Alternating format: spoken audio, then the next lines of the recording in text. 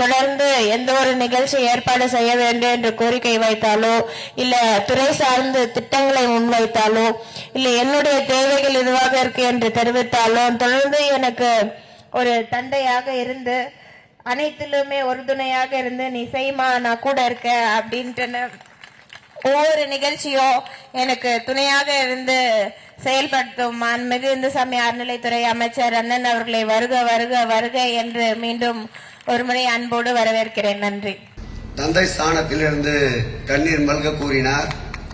நிச்சயமாக என் உயிருள்ள வரை மேயர் பிரியா அவர்களை மகளாகத்தான் பாவிப்பேன் என்பதை இந்த மேடையிலே எடுத்து கூறி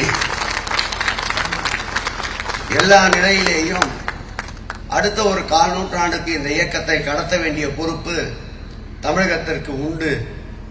ஏனென்றால் அந்நிய ஏகாதிபத்திய காலத்தில் எப்படி வெள்ளையர் நம்மளை ஆட்கொள்ள வைத்தார்களோ அதே போல் இன்றைக்கு காவி கூட்டம் நம்மை அடிமைப்படுத்த முயற்சிக்கின்றது. அந்த கூட்டத்தை முறியடிக்க இன்னும் ஒரு 1/4 நூற்றாண்டு நாம் பயணிக்க வேண்டி இருக்கிறது. அந்த பயணத்தில் இது போன்ற அடுத்த இளைய சமுதாயத்தை உருவாக்க வேண்டிய பொறுப்பு எங்களை போன்றவர்களுக்கு உண்டு என்பதால் அன்பிற்கினிய என் ஆறுயிர் மகள் பிரியா அவர்களை மென்மேலும் இது போன்ற இயக்கப் பணிகளை ஈடுபடுவதற்கு என்னாலும் உறுதியாகவும் உண்மையாகவும் இருப்போம் என்பதை இந்த பொங்கல் திருநாளில் எடுத்து கூறி அனைவருக்கும் இனிய பொங்கல் நல்வாழ்த்துக்கள்.